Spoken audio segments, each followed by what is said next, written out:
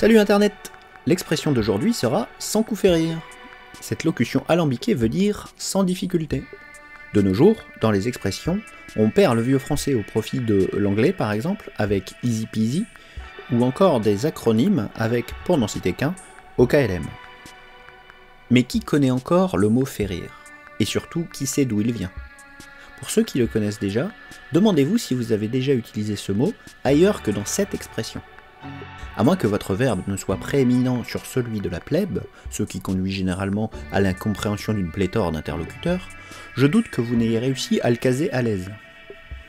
L'expression remonte au XVIIe siècle, alors que le verbe « faire rire » n'était déjà presque plus utilisé.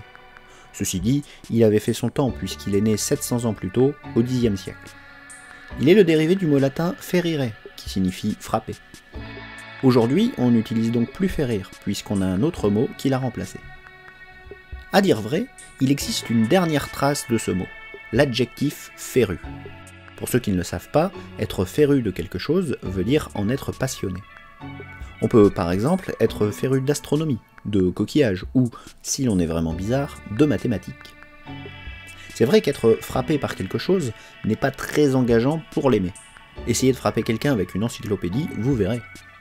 Mais alors comment en est-on arrivé à ce sens? C'est tout simplement parce que féru, quelque part dans l'histoire, a pris le sens de frapper au cœur, c'est-à-dire se passionner. On pourrait l'apparenter de nos jours à avoir le coup de foudre pour quelque chose. Pour cette expression, je n'ai pas grand-chose à vous donner en exemple. Non pas que je n'en trouve pas, bien au contraire, il y en a masse. C'est surtout qu'une fois l'explication passée, il ne doit pas y avoir de doute possible sur l'utilisation de cette locution. Je vais tout de même recadrer pour ne pas s'emmêler les pinceaux avec l'explication du mot féru et, au final, tout confondre. Prenons le Hollandais volant. C'est un bateau fantôme légendaire dont la vitesse était inégalée en son temps. On peut donc dire qu'il pouvait rattraper n'importe quel navire sans coup fait rire. Restons dans les mythes et prenons Nessie, le monstre du Loch Ness. Dans ce cas-là, on ne peut pas dire qu'il est possible de l'observer sans coup fait rire. De nombreux témoignages se contredisent et les supposées photos sont toujours floues, sombres ou de mauvaise qualité. De plus, on n'a aucune idée de où et quand l'attendre pour le voir. Nous ne sommes pas les seuls à utiliser cette expression. Que disent nos voisins? Les Italiens disent « senza colpo ferire », qui veut dire exactement la même chose. Puisqu'ils ont une langue latine, on comprend la ressemblance. Leur version est même plus proche des racines que la nôtre, puisque l'orthographe du mot est inchangée. Pas très loin d'eux, en Catalogne, on dit « sense disparar ni un tret », soit sans tirer le moindre coup. On garde donc la notion d'origine du mot, avec la violence, accordée avec les armes à feu. Comment penser à l'Espagne sans avoir en tête les conquistadors et leur supériorité technologique de l'époque, grâce à la poudre? Au Brésil, l'expression « comme un pé nas costas » veut dire « avec un pied dans le dos ». On oublie complètement la notion de frappe, qui est remplacée par autre chose d'intéressant. À première vue, faire quelque chose avec un pied dans le dos semble malaisé. Mais c'est justement pour souligner que c'est facile comme tout.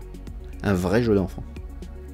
Il nous arrive d'ailleurs de dire, d'une action qui nous semble très simple, « je pourrais le faire les mains dans le dos ». C'est la même logique. Enfin, en Roumanie, il existe « fawa mișca un pai », qui veut dire « sans déplacer un brin de paille ».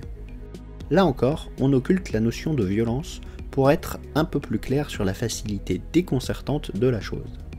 La paille fait de tout petits brins, légers comme des plumes, qui ont tendance à s'envoler dès qu'il y a un léger courant d'air. Je vous mets au défi de traverser un sol jonché de paille sans en bouger un brin. Voilà, vous savez maintenant d'où vient l'expression « sans coup fait rire ». Si vous l'avez bien comprise, c'est sans coup fait rire que vous pourrez vous abonner à la chaîne si vous ne voulez rien rater des prochains épisodes. Et nous, on se retrouve bientôt pour une nouvelle expression. Eh, psst, tant que je te tiens, dis-moi dans les commentaires la situation dans laquelle tu as réussi à placer l'expression. Je suis curieux. Et puis évidemment, n'hésite pas à pouce bleu-tiser ma vidéo, la partager pour que tes proches en profitent aussi, t'abonner grâce à ce petit logo rond, ou passer me voir sur mon site qui est dans la description.